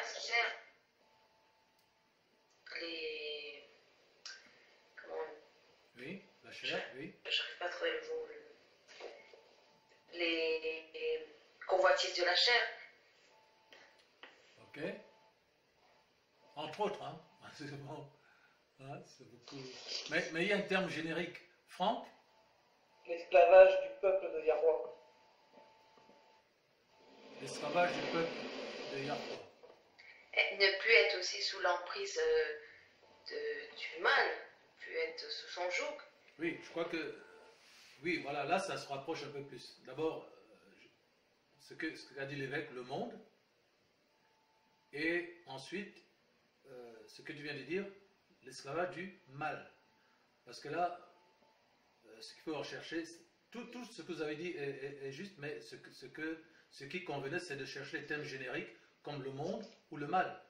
Hein, l'Égypte, ça représente le péché. Voilà. C'est l'esclavage du péché. C'est ce que l'évêque appelait le monde. Et ce que tu appelles l'esclavage du mal. Donc là, on est dans un thème générique. Donc, en l'occurrence, ça représente la chute de l'homme. C'est le monde depuis Adam et Ève. D'accord? C'est l'homme esclave de Satan. C'est l'homme qui est passé sous l'esclave de Satan. C'est ce que représente l'Égypte. Puisque si un peuple dit de Yahweh est prisonnier d'un royaume ou d'un roi, ça ne peut être que Satan. Ça ne peut être que l'empire du péché ou l'empire du mal. Et on peut aussi utiliser le terme générique de ténèbres, c'est d'accord? Oui. Donc c'est l'esclavage du mal, l'esclavage du monde, l'esclavage des ténèbres, l'esclavage du péché. C'est ça que représente l'Égypte. Donc ici nous sommes en train d'apporter une révélation du texte de l'Exode. En disant d'abord que l'Égypte c'est le péché. C'est l'empire des ténèbres. C'est le règne du mal. Et c'est de ça que le peuple de Yahweh, c'est-à-dire vous et moi. Parce que quand tu lis une histoire dans la Bible, que ce soit dans le Nouveau ou l'Ancien, ce qui compte, c'est en quoi est-ce que ça te concerne. Hein? En quoi est-ce que je peux m'identifier à ce texte que je suis en train de lire. Et c'est là que tu as besoin de ce qu'on appelle la révélation.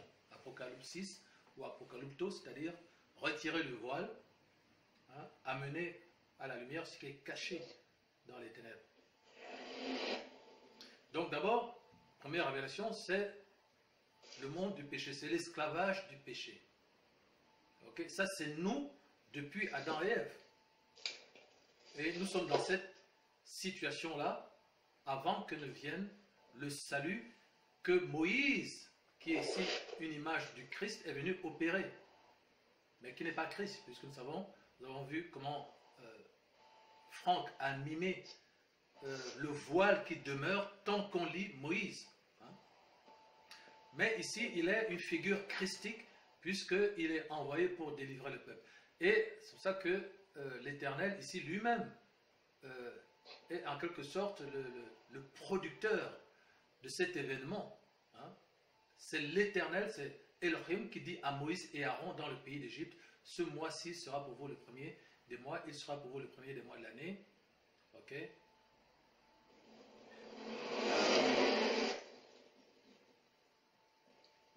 Donc, qu'est-ce que ça veut dire, ça?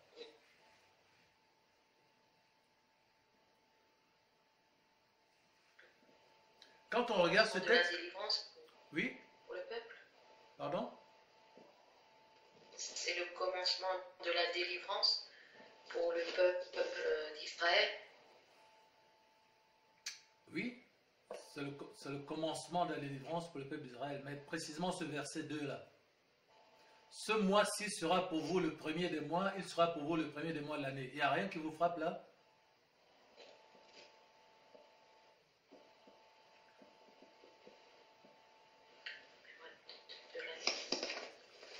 Imaginons que nous sommes au mois de septembre, d'accord?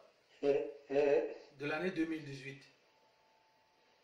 Le Seigneur arrive et dit, ouais, là on est en septembre. Eh bien, ce mois-ci sera pour vous le premier des mois de l'année. C'est-à-dire que septembre devient quel mois? Premier mois de l'année. C'est-à-dire lequel? Janvier. Janvier. Amen. Amen. Vous n'avez pas vu ça? Donc, le Seigneur change le temps et les circonstances. Ce serait extraordinaire. Que le Seigneur vienne au mois de septembre, il dit, ce n'est plus le mois de septembre, c'est le mois de janvier. Ce mois-ci sera pour vous le premier des mois, il sera pour vous le premier des mois de l'année. Donc, Elohim change le temps et les circonstances.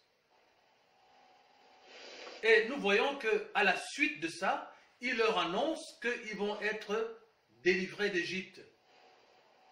Et ils vont être délivrés d'Égypte en mettant en œuvre des actes extrêmement précis. Parlez à toute l'assemblée d'Israël et dites, le deuxième jour de ce mois, on prendra un agneau pour chaque famille, un agneau pour chaque maison. Si la maison est trop peu nombreuse pour un agneau, on le prendra avec son plus proche voisin selon le nombre de personnes. Vous compterez pour cet agneau d'après ce que chacun peut manger. Écoutez maintenant le verset 5. Ce sera un agneau sans défaut, mâle, âgé de 2 ans. Ah non. Ah, bien. Le radar spirituel. Alléluia. Amen. Sois béni, mon frère. Donc, la précision ici est extrême à l'égard des actes qu'il va falloir poser pour assumer l'offre du salut. Un agneau, ce n'est pas une chèvre, un agneau sans défaut, s'il vous plaît, mâle, âgé d'1 an. Vous pourrez prendre un agneau ou un chevreau. Vous le garderez jusqu'au 4e jour de ce mois, 4e jour de ce mois, et toute l'assemblée d'Israël l'immolera entre les 2 soirs, s'il vous plaît. Ce n'est pas n'importe quand. On prendra de son sang et on la mettra sur les 2 poteaux et sur le linteau de la porte des maisons où on le mangera. D'abord, revenons au verset 2. L'Éternel, manifestement, change le temps et les circonstances, puisqu'on était au mois de septembre, maintenant, pour lui, on est au mois de janvier. Qu'est-ce que ça veut dire? Ce mois est identifié comme étant le mois où, Jeanne le disait tout à l'heure, la délivrance commence. Cela veut dire quoi? Cela veut dire que janvier est le mois de quoi? Si on transpose aujourd'hui dans le Nouveau Testament, la délivrance, ça correspond à quoi? Au salut. Donc, si le Seigneur vient, il dit, à partir de maintenant, ce mois est le mois de janvier, ça veut dire que le Seigneur est en train d'identifier la saison du salut.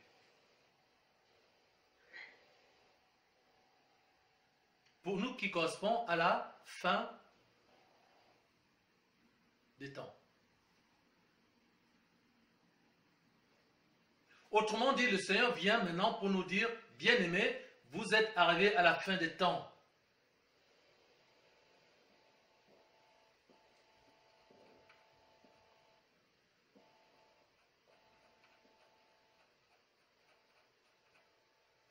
Laissez-moi vous montrer quelque chose.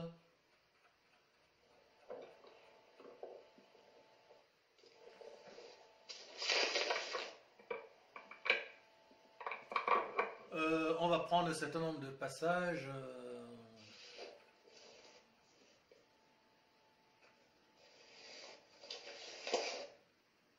Bon, allons directement dans Luc 19, 41 à 44. Franck. Luc 19, 41 à 44. 41, 44. Comme il approchait de la ville, Yahushua, en la voyant, pleura sur elle et dit: Si toi aussi, au moins en ce jour qui t'est donné, tu connaissais les choses qui appartiennent à ta paix, mais maintenant elles sont cachées à tes yeux. Il viendra sur toi des jours où tes ennemis t'environneront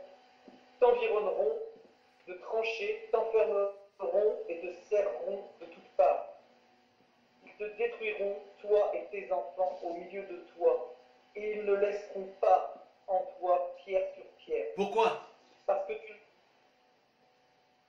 Vas-y. Parce que tu n'as pas connu le temps où tu as été visité. Amen. Amen. Amen. Le fait de ne pas être capable d'identifier le temps du salut, le fait de ne pas comprendre que nous sommes arrivés à la fin des temps et que l'identification de ce temps entraîne la mise en œuvre d'une série d'activités ou d'actions conformes à ce temps, va te conduire à la perdition. Donc il y a une chose qui s'appelle le jour, le temps du salut. Et que cela relève du discernement spirituel, d'une grâce divine, et notamment du ministère apostolique, que de pouvoir révéler quel est donc le temps qui correspond au temps de la fin, quelle est la vérité présente, parce que l'identification de ce temps entraîne une série d'activités qui sont nécessaires pour l'acquisition du salut. Et que si on a la fin des temps, il est des activités qui sont propres à la fin des temps, qu'on ne pourra pas entreprendre si on n'a pas identifié qu'on est à la fin des temps.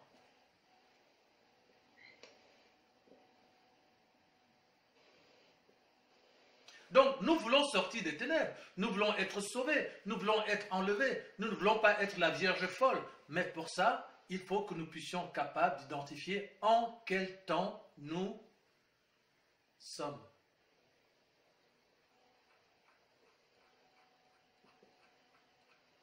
On n'a pas entendu ça couper. Oui, ça a coupé. Après, il faut. Il faut que nous puissions identifier en quel temps nous sommes. Oui. Amen. Amen. Sinon, nous ne pourrons pas entreprendre les activités correspondant à ce temps, qui est le temps de la fin pour nous, et qui correspond à ce qu'on appelle le temps du salut ou le jour du salut. Regardez 2 Corinthiens 6, 2. Corinthiens.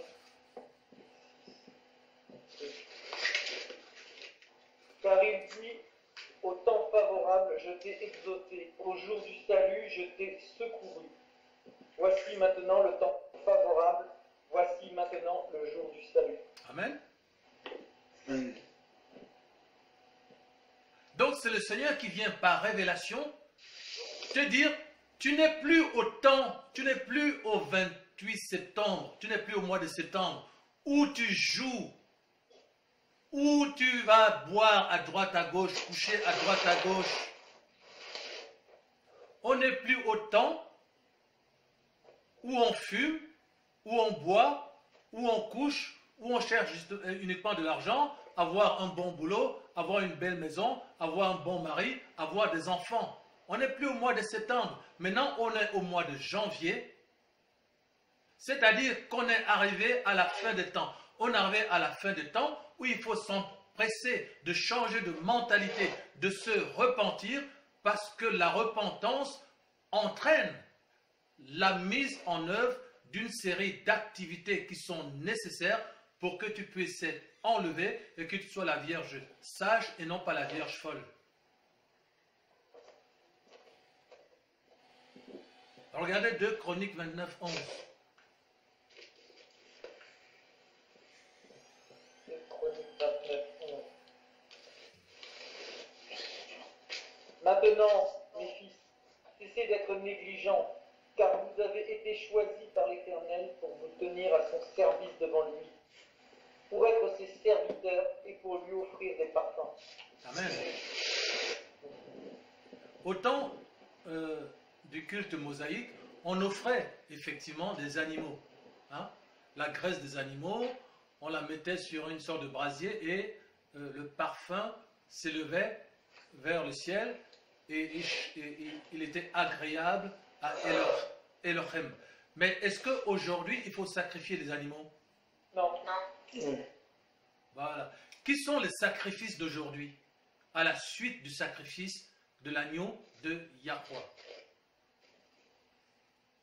C'est nous. C'est nous. C'est nous, oui. Amen. Amen. C'est le temps où nous devons entreprendre une activité nous amenant à mourir à nous-mêmes, à renoncer à nous-mêmes et pour être nous-mêmes des offrandes vivantes, parce que notre aile est le aile des vivants et non pas des morts. Offrez vos corps, bien-aimés, donnez vos corps comme une offrande vivante et de bonne odeur, ce qui sera à l'Éternel, ce qui sera de votre part un culte agréable. N'est-ce pas? Donc, qu'est-ce qui se passe ici? À la fin du verset que Franck a lu,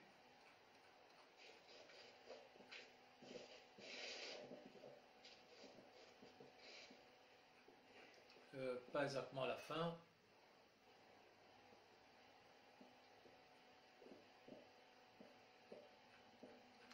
donc c'était Exode 12.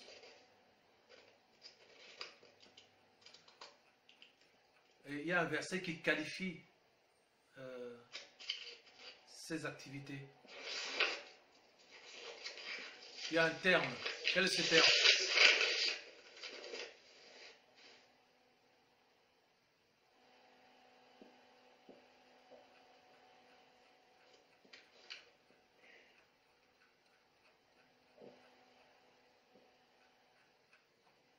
Quel est le terme qui qualifie cette activité? Parlez à toute l'assemblée d'Israël et dites le 10e jour 1.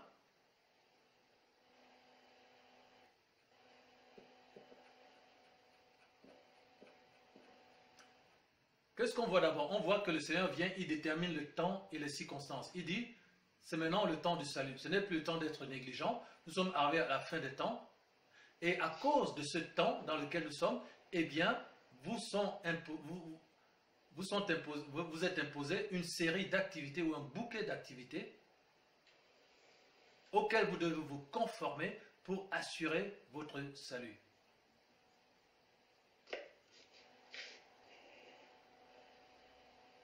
Et comment il appelle cette activité?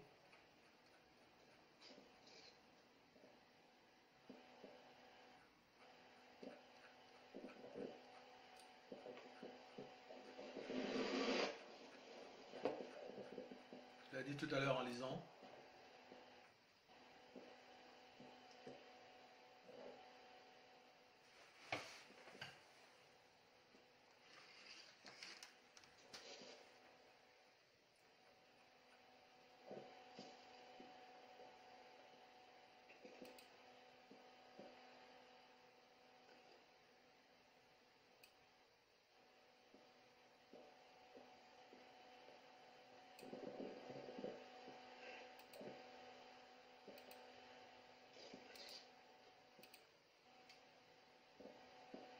Alors ce verset, il est allé, ce verset, il est allé se cacher, hein, parce que moi je ne le vois plus.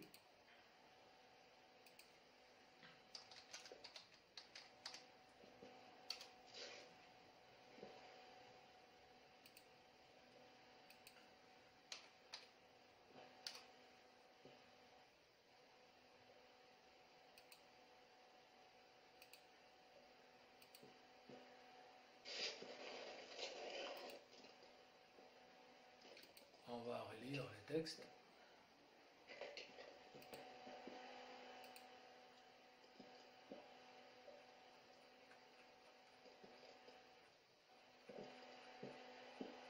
La Pâque. Voilà.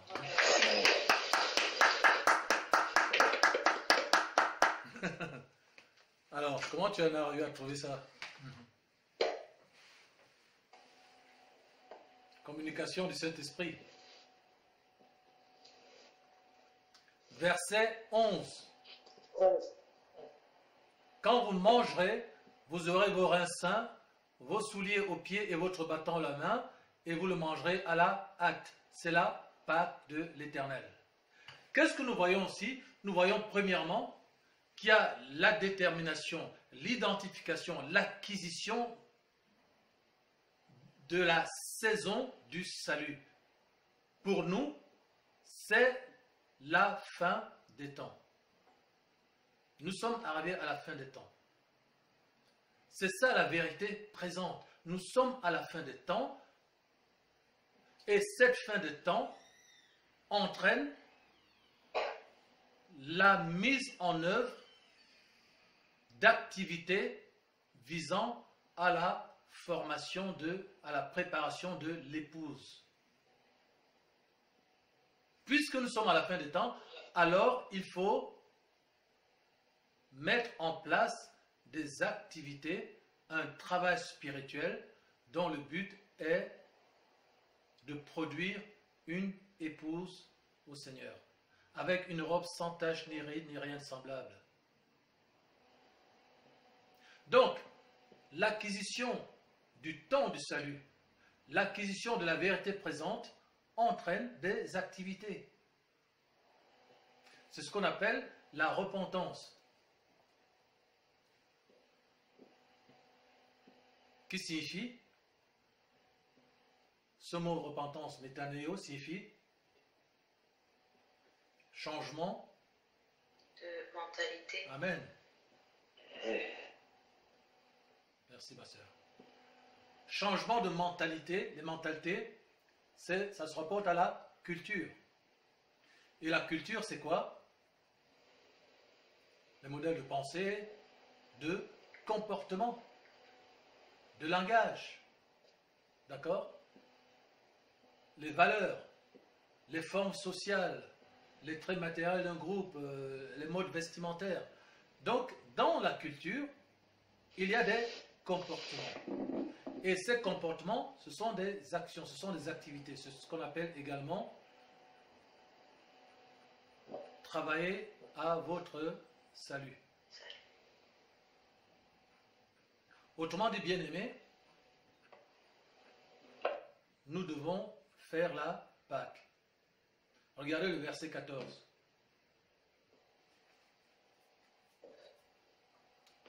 Exode. C'était Exode 12. Regarde le verset 14.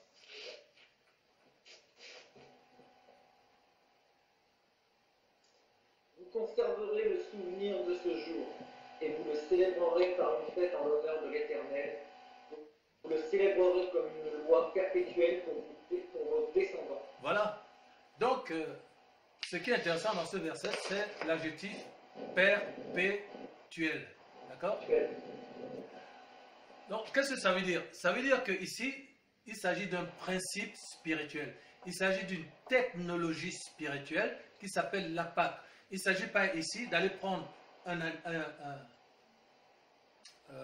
agneau et de commencer à le sacrifier, d'en manger la chair rôtie au feu. Il s'agit d'une technologie spirituelle qui consiste à passer d'une position devenue dangereuse d'une position qui ne donne plus la vie pour passer à une position qui donne la vie.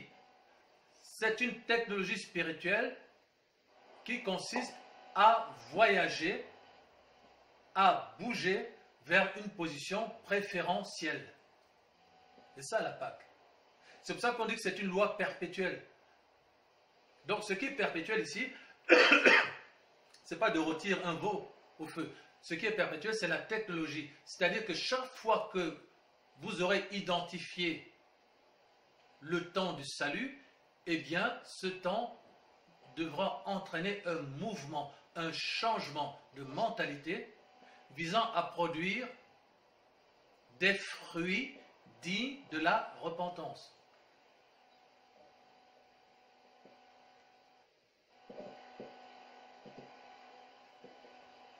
Et c'est ce que nous faisons depuis que nous nous sommes rencontrés, bien-aimés. Nous faisons la Pâque. Nous faisons une Pâque parce que vous, quand vous êtes venus dans l'église d'Eloïaïe, vous êtes venus de plateforme illégale, on est d'accord? Franck n'avait jamais été... Franck, pour sa part, n'avait pas fréquenté l'église, mais il venait également des ténèbres, d'accord? Donc, vous tous, vous avez entrepris, après avoir identifié le temps du salut, après avoir compris que nous sommes arrivés à la fin des temps, vous vous êtes soumis à une conduite spirituelle visant à vous faire renoncer à vous-même, à mettre en œuvre le principe de soumission pour acquérir la fréquence et l'intimité divine. Amen. Amen. Donc nous faisons la Pâque depuis que nous nous sommes rencontrés. Exactement ici, conformément à ce modèle spirituel de Exode, où l'Éternel a d'abord, dans un premier temps, indiqué en quel temps nous sommes. Et ce qui est fascinant, c'est que ce n'est pas évident le temps où nous sommes. Parce qu'il a fallu qu'il vienne leur dire, je change le temps et les circonstances. Vous croyez que vous êtes au mois de septembre, mais en fait, vous êtes au temps du salut. Le temps de votre délivrance est arrivé. Le temps de passer des ténèbres à la lumière est arrivé. Vous ne le savez pas, je vous l'indique, parce que c'est écrit dans le ciel, c'est écrit dans le livre de la vie. Et vous avez besoin de moi pour le savoir.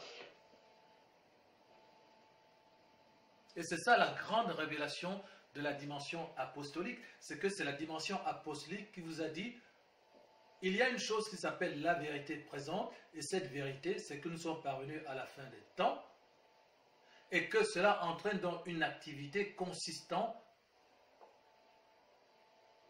à travailler à la préparation de l'épouse de Yahushua. Et c'est ce que nous avons donc commencé à faire. Et c'est pour ça que vous voyez cette liste-là à partir du verset 3.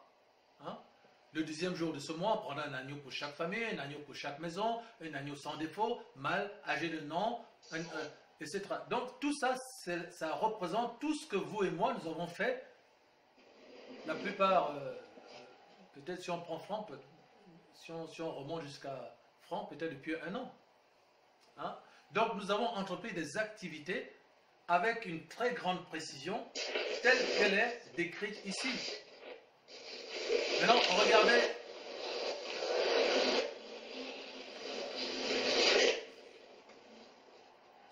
Donc, il s'agit ici, quand on regarde le verset 6, on dit, vous le garderez jusqu'au 14e jour du mois et toute l'assemblée d'Israël l'émolera entre les 2 soirs. Ça, c'est quoi? C'est l'identification d'un bouquet d'activités conforme au temps du salut, qui est pour nous le temps de la fin.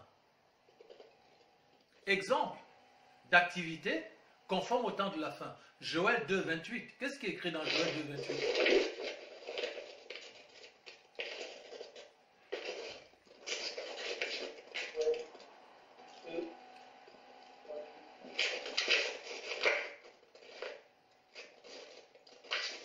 Après cela, répandrai mon esprit cher. Vos fils et vos filles prophétiseront. Vos vieillards prophétiseront et vos jeunes gens des visions. Voilà. Est-ce que vous avez des visions, des songes et vous prophétisez? Oui ou non? Oui. Voilà, tous, tous. Hein, on n'a pas vu, vous avez vu le songe encore du frère Franck, qui est sur la plateforme de l'église. Hein, il voit une tête de veau ou de vache, peu importe, de veau, qui représente en fait l'antéchrist, le faux prophète, hein, la bête, qui règne sur un consortium de nations puissantes. Voilà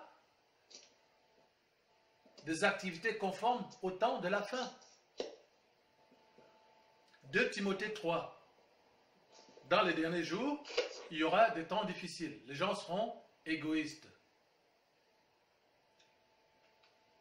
fanfarons, amis de l'argent, blasphémateurs, calomniateurs, ennemis des gens de bien, ayant une apparence de piété, reniant ce qui a fait la force. D'accord? Éloignez-vous de ces gens-là. Vous l'avez fait. Tous, vous avez quitté vos couples, vos familles, hein, parce qu'il y avait une incompatibilité entre le choix de la vie éternelle et la situation dans laquelle vous étiez. Vous avez fait une Pâque. Vous avez entrepris des activités hors normes, c'est-à-dire en dehors de la norme de votre vie habituelle, n'est-ce pas? Au point qu'elles ont choqué vos proches, entre guillemets, proches. Et là, vous vous êtes rendu compte qu'ils n'étaient pas si proches que ça, hein, qu'ils étaient plutôt très loin. Hein. Alléluia.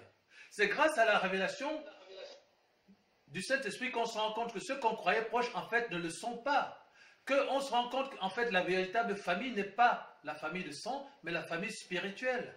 Et que nos proches, c'est, comme le disait Christ, ceux qui écoutent la parole de mon Père et qui la mettent en pratique, c'est ceux-là qui sont mon Père, ma mère, mon frère, ma soeur et ma femme, etc. Alléluia. Merci Seigneur pour la lumière sur l'écran. Merci Seigneur. À partir du moment où vous avez pris conscience du temps où vous êtes visité, on a vu comment la négligence ou la méconnaissance ou l'ignorance de ce temps nous aurait entraîné des gens dans le malheur, dans la défaite.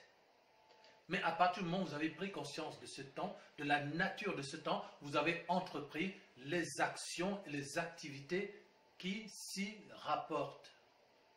Parce que ce sont des activités qui mènent au salut, parce que c'est le temps du salut. Et si ces activités ne sont pas entreprises, eh bien le peuple juif ne sort pas de Goshen. C'est pour ça qu'après lui avoir indiqué la date, le temps dans lequel il est, en le changeant, en disant, vous croyez que vous êtes dans votre vie normale, que vous êtes dans les saisons, l'hiver, l'été, voilà, la saison prochaine c'est l'été, alléluia. En réalité, non, là, maintenant, c'est la fin des temps. Donc, tous tes projets-là, il va falloir que tu les mettes en veilleuse et que tu changes de projet, et que tu changes d'activité, que tu changes de dimension, que tu sortes de cette famille, que tu sortes de ce couple, que tu sortes de cette situation professionnelle, que tu sortes de ceci, que tu sortes de cela, parce que ce que tu es en train de faire est une entrave à l'activité du salut à laquelle tu dois te soumettre désormais si tant est que tu cherches le salut.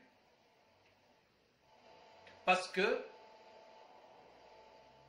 le salut suppose la mise en œuvre d'un bouquet d'activités ou d'actions qui s'y rapportent. Voilà. Ce n'est pas simplement une incantation, je suis sauvé, je suis sauvé, je suis sauvé, hein, c'est mon Seigneur et sauveur personnel. Ça ne suffit pas. Ce n'est pas biblique. Ici, on est dans le livre d'Exode où on montre comment, pour qu'il y ait salut, pour qu'il y ait la délivrance du péché, du mal, il ne suffit pas simplement de dire « Ah, c'est le temps du salut ». Il faut aussi entreprendre des activités qui sont hors normes, qui sont anormales. Hein? Ah, c'est un préfixe qui signifie hors de la norme ou sans la norme. Hein? C'est-à-dire, effectivement, nous avons un comportement anormal, c'est-à-dire qui n'est pas dans la norme sociale, mais c'est parce que nous ne nous appartenons pas. Parce que nous ne nous appartenons pas à ce monde, que nous sommes à la recherche d'une cité céleste, fondée sur de meilleures promesses, que nous avons une activité, une attitude, une pensée anormale ou hors norme. D'accord? Est-ce qu'on me suit là? Oui. Oui. Donc, Oui. nous sortons de la norme parce que nous appartenons à un autre royaume, à une autre dimension dont les normes ne répondent pas au monde des ténèbres dont nous voulons nous affranchir.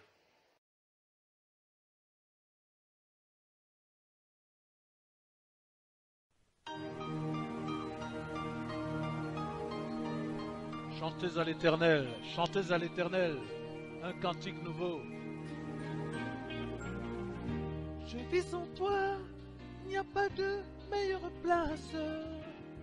Tu vis en moi, je te donne ma vie.